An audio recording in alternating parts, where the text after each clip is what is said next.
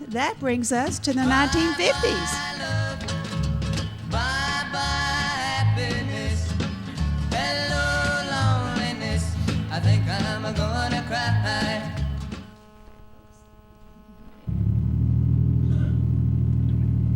My job is, Keeping faces clean. and nobody knows, The stubble. I've seen. Burma Shave. I just love those Burma Shave road signs. And they're all along this new Eisenhower Interstate. And look at that, we just passed another Stuckey's. Oh, I love their pecan rolls. Can't we stop and get one? And some ice cream? You pregnant ladies are all just alike. And so many of you, I might add. Oh, you're just mad because you didn't get to go on that roller coaster at Disneyland. Oh, and would you please take off that silly coonskin hat? What was your favorite part of Disneyland? I would have to say that TWA Moonliner exhibit in Tomorrowland. Can you believe that we're actually going to be able to take trips to the moon by 1986? That is 30 years from now. I'm sure we'll all have flying cars by then. Not if we don't stop this communist takeover. There you go again about how communists have infiltrated our country. According to you and Joe McCarthy, your next door neighbor could be a communist. Give me the heebie-jeebies when you talk like that. I didn't fight in Korea for nothing. Well, this country is changing whether you like it or not. Like Rosa Parks refusing to sit in the back of the bus. Well, I'm all for everybody having equal rights and all, but I'm not okay with this so-called music I'm hearing everywhere now. Rock and roll. It's straight from the devil's workshop, I tell you. What with rockin' round the clock and all. Give me Mitch Miller and the Yellow Rose of Texas any day over that rock and roll junk. Are you telling me you don't even like Elvis Presley? He's really keen. Especially that delinquent. He's the worst. But I figure he'll just fade away, along with the rest of that devil music. Say, how are we doing on time? Are we going to be at Gene and Freddie's house by 7 p.m.? I don't want to miss I Love Lucy. Honey, when are you going to buy us a television anyway? As soon as the price comes down. They're still over $200, and that's practically a month's salary. We only paid a little more than that on our used 52 Nash Rambler. Besides, I haven't finished that bomb shelter in the backyard yet. We do have priorities, If you say so. Wow, we sure are out in the middle of nowhere. Honey, look! A flying saucer!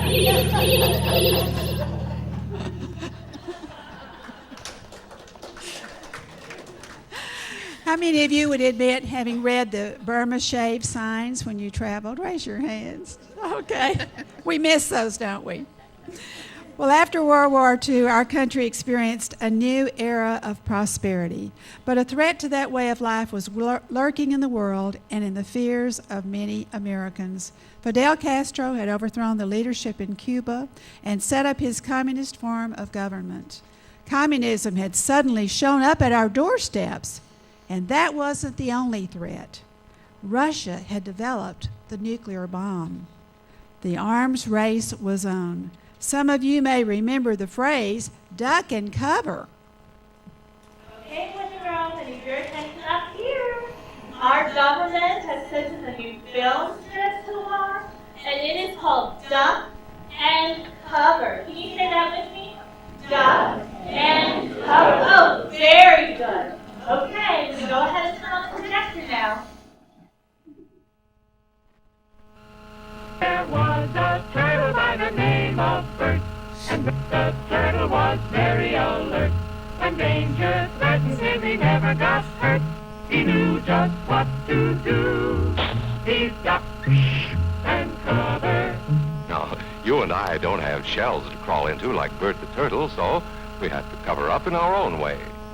First, you duck, and then you cover.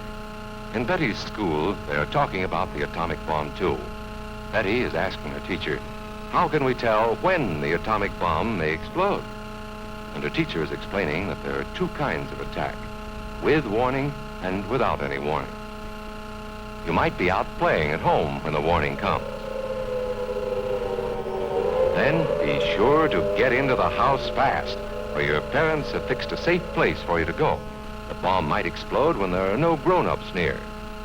Paul and Patty know this, and they're always ready to take care of themselves. It's a bomb. Duck and cover. Paul and Patty know what to do. Here's Tony going to his Cub Scout meeting. Tony knows the bomb can explode any time of the year, day or night. He is ready for it. Duck and cover. Atta boy, Tony. That flash means act fast. Yes, we must all get ready now, so we know how to save ourselves if the atomic bomb ever explodes near us. Older people will help us as they always do. But there might not be any grown-ups around when the bomb explodes. Then, you're on your own. Remember what to do, friends. Now tell me right out loud. What are you supposed to do when you see the flash? Duck and cover. Duck. Remember, boys and girls, we could be incinerated at any point, day or night.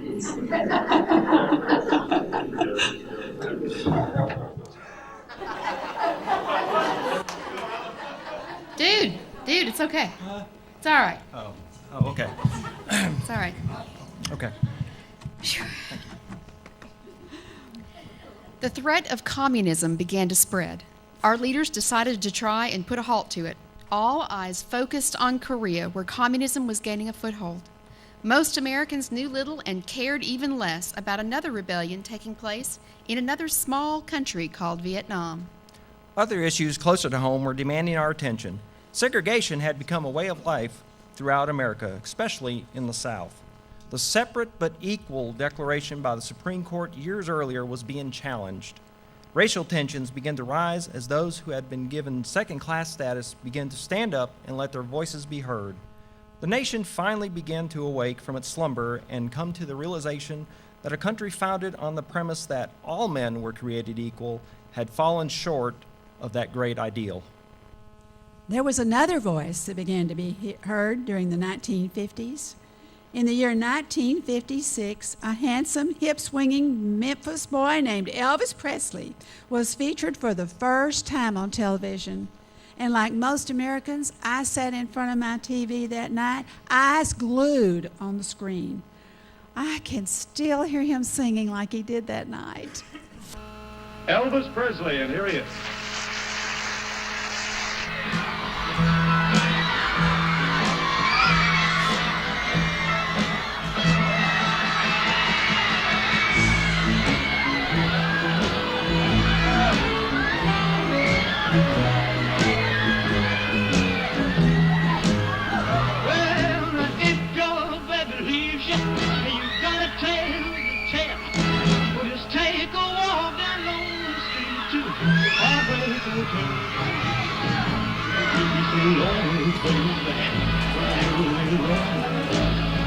You'll be so lonely if you die.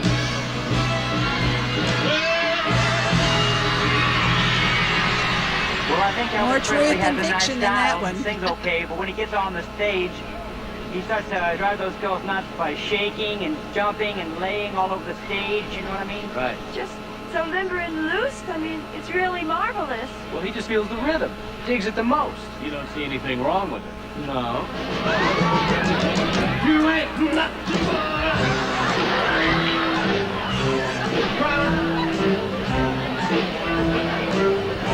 well, you ain't never gonna run it. You ain't no friend of mine. There is no room in this city for the vulgar performances of Elvis Presley.